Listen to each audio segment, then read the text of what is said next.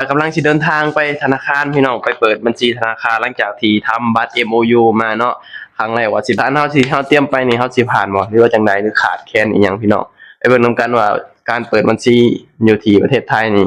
ปัจจุบันนี่มัน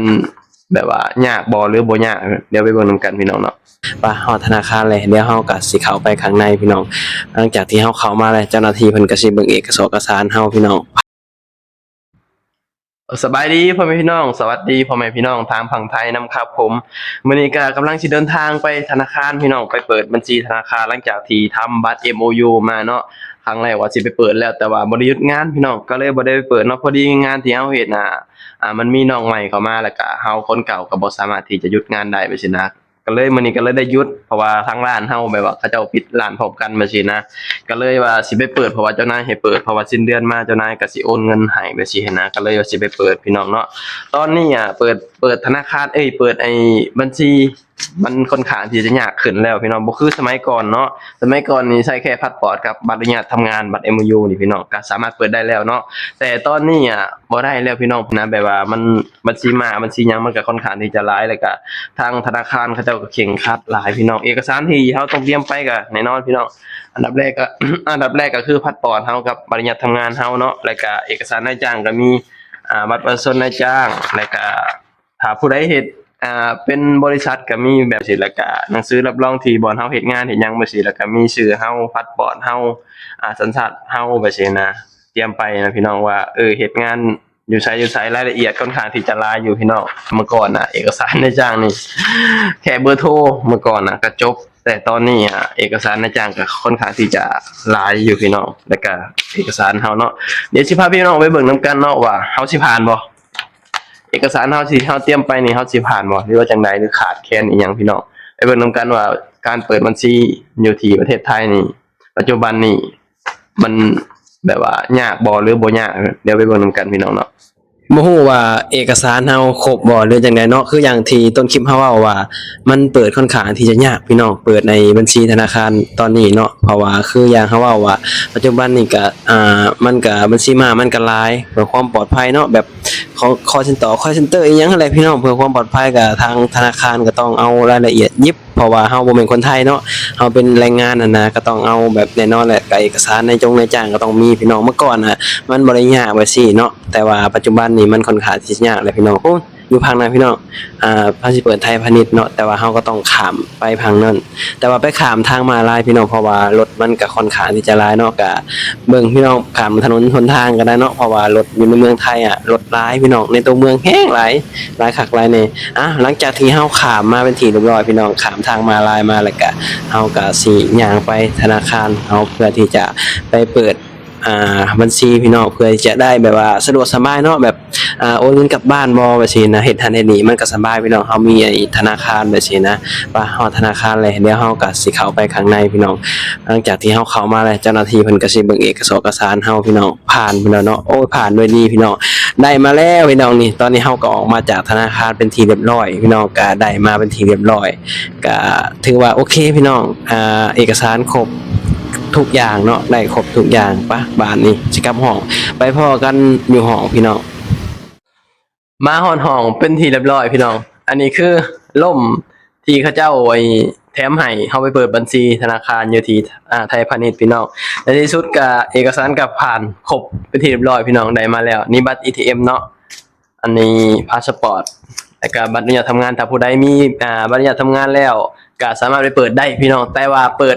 บัญชีในตอนนี้เปิดค่อนข้างที่จะยากพี่น้องมันบ่คือเก่าเนาะบ่คือเมื่อก่อนนี่เปิดบัญชีนี่มันใช้เอกสารแค่บัตรอนุญาตทำงานเฮานี่ใส่แค่บัตรอนุญาตทำงานเฮากับพาสปอร์ตเฮาแล้วก็เบอร์โทรนายจ้างแค่นี้มันก็เปิดได้มาก่อนเนาะแต่ปัจจุบันนี้ถ้าผู้ที่สิไปเปิดนี่มันค่อนข้างที่จะใช้เอกสารละเอียดพี่น้องเพราะว่าคืออย่างที่เฮาฮู้เนาะว่าโลกปัจจุบันนี่มันก็บัญชีม้าก็หลายแล้วก็วิชาชีพนู่นนี่นั่นมันก็หลายทางธนาคารเพิ่นก็ต้องละเอียดเพื่อความปลอดภัยของลูกค้านำแบบนี้นะก็เลยแบบว่าต้องใช้เอกสารเนาะถ้าผู้ใดยังบ่ทันไปเปิดหรือว่าบ่เคยเปิดนะพี่น้องเอกสารที่เฮาต้องเตรียมไปก็สำหรับของเฮาได้มีอ่า บัตรประชาชนนายจ้างเนาะแล้วก็ใบรับรองบ่อนเฮาเฮ็ดงานแบบนี้นะแล้วก็หนังสือรับรองแล้วก็ เข้าไปธนาคารแล้วเขาเจ้าก็สิถามเฮาว่าเอาได้เงินเดือนเท่าใดนู่นนี่นั่นแล้วก็เลขทะเบียนบ้านอยู่ที่สปปลาวว่าซี่นะพี่น้องก็เขาเจ้าก็ให้กรอกก็ถือว่าค่อนข้างที่จะยากพี่น้องเพื่อสิได้เนาะเฮานั่งเกือบเป็นชั่วโมงอะพี่น้องเปิดบัญชีเดียวนี่ครับเพราะค่อนข้างที่จะแบบว่าค่อนข้างที่จะนานน่ะเปิดบัญชีตอนเนี้ยมันเปลี่ยนไปหลายพี่น้องเนาะคือว่าแหละเพื่อความปลอดภัยหลายสิ่งหลายอย่างเพราะว่าเงินนี่มันเป็นสิ่งสำคัญแน่นอนพี่น้องเนาะทางเจ้าหน้าที่ธนาคารเพิ่นก็ต้องเอาละเอียดยิบเอกสารพี่น้องป๊าไปนั่งเกือบชั่วโมงได้มาเป็นที่เรียบร้อยพี่น้อง บัดนี้สิ้นเดือนมาก็เจ้านายโอนเงินเข้าแล้วก็เวลาเขาโอนเงินกลับบ้านเราก็บ่ต้องแบบว่ายุ่งยากอีกแล้วเนาะเมื่อก่อนเราก็โอนเงินกลับบ้านเมื่อให้ครอบครัวเมื่อให้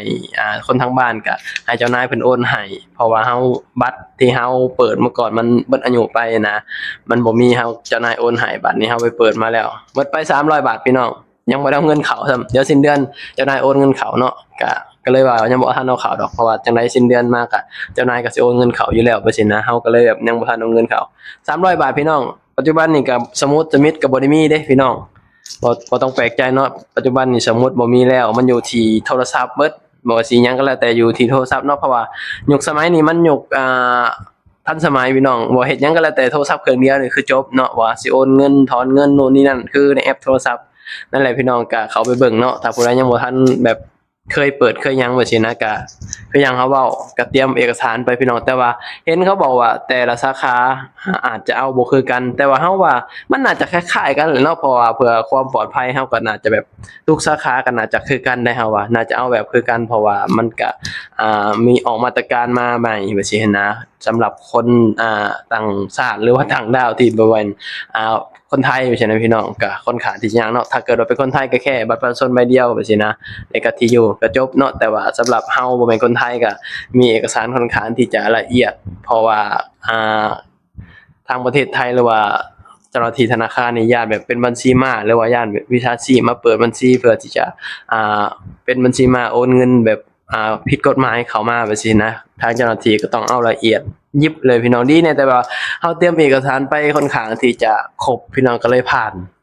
ก็เลยได้มาพี่น้องเนาะโหนั่งเกือบเป็นชั่วโมงพี่น้องเนาะผู้ใดอยากไปเปิดก็ไปเปิดบัญชีได้พี่น้องคืออย่างเขาเว้าเนาะคืออย่างต้นคลิปเขาบอกอะไรกับเอกสารที่เขาเตรียมไปกับของเฮาของเฮาในนามบริษัทเนาะก็มีไอ้ใบรับรองบริษัทแล้วก็บัตรประชาชนนายจ้างแล้วก็อ่าบัตรสปอร์ตเฮาแล้วก็บัตรเนี่ยทำงานเฮาเนาะแล้วก็เพิ่นก็สิถามเฮาดอกเข้าไปให้พี่น้องว่าได้เงินเดือนเท่าใดโน่นนี่นั่นแบบซี้นะแล้วก็ที่อยู่สปปลาวเลขที่เท่าไรโน่นนี่นั่นก็ต่อไปพี่น้องแล้วก็พอแล้วก็มากรอกไอ้ไม้สแกนหน้าแล้วก็ไม้ใส่รหัสโอ้ยหลายอย่างอยู่พี่น้องเนาะถ้าผู้ใดแบบว่าบ่เคยเปิดก็สิยากเนาะแต่ว่าเฮาว่าบ่ยากดอกถ้าผู้ใดอ่านหนังสือเป็นบ่ยากพี่น้องเข้าไปเปิดได้เนาะผู้ใดอยากมีบัตรATM เวลาเฮาแบบเฮ็ดนั่นเฮ็ดนี่มันสะดวกสบายพี่น้องอยู่ที่ประเทศไทยอะเนาะถ้าเฮามีบัตรมีหยังมีบัญชีเฮาโอนเงินแบบสิเพราะว่าเฮาเองเฮาก็โอนเงินค่อนข้างที่จะหลายทางอยู่1มาค่าห้องเนาะ2มาโอนกลับบ้านไปซี้นะเพราะว่าค่าห้องนี่ปกติแล้วเจ้าของหอเพิ่นสิมาเก็บเฮาพี่น้องแต่ว่าเฮาบ่มีบัญชีเพิ่นก็เลยแบบว่าถ้าได้บัตรแหละไปเปิดเด้อเพิ่นน่ะเพราะว่าเพิ่นบ่อยากเข้ามานะเพราะว่ามีอยู่ห้องเฮาห้องเดียวที่แบบว่าที่แบบว่าเขาเจ้ามาเก็บว่าซี้นะเขาเจ้าก็บ่อยากเสียเวลาเฮาก็เข้าใจแหละเนาะว่ามันเขาเจ้าก็บ่อยากเสียเวลาเพราะมีอยู่ห้องเดียวที่แบบว่าเขาเจ้าเข้ามาเก็บอะนะก็เลยว่าได้บัตรแล้วก็เลยสิเปิดสิ้นเดือนนี่ก็สิโอนเงินค่าหอแล้วก็โอนเงินส่งกลับบ้านพี่น้องสะดวกสบายเนาะถ้าได้บัญชีแล้วพี่น้องก็ดูแลให้ดีเนาะรักษาให้ดีพี่น้องก็ประมาณนี้แหละพี่น้องคลิปนี้ก็บ่ยังหลายเนาะตอนนี้เฮาก็กินข้าวก่อนพี่น้องตอนนี้สิเที่ยงแล้วขออนุญาตกินข้าวก่อนเฮาไปตั้งแต่จักโมงเนาะ9โมง10โมงบ่เนาะบ่ได้เบิ่งนาฬิกาแต่ตอนนี้เกือบสิเที่ยงแล้วเกือบเป็นชั่วโมงไปนั่งพี่น้องคลิปนี้ก็บ่ยังหลายเนาะขอบคุณพี่น้องหลายที่เสียสละเวลาเข้ามาเบิ่งมาชมเนาะบ่ได้อยากไปเปิดบัญชีธนาคารสำหรับแรงงานลาวเฮาที่มีบัตร MU ก็ไปเปิดได้เด้อพี่น้องเพื่อความสะดวกสบายมาใช้ชีวิตอยู่ไทยเนาะโอนเงินโอนหยังกลับบ้านก็สะดวกสบายพี่น้องเอาไว้พอกันคลิปหน้าพี่น้องโอ้ได้ลมนี่เขาเจ้าแถมมาสบายเลยหน้าฝนเลยนี่พอกันคลิปหน้าพี่น้องสบายดีสวัสดีครับผม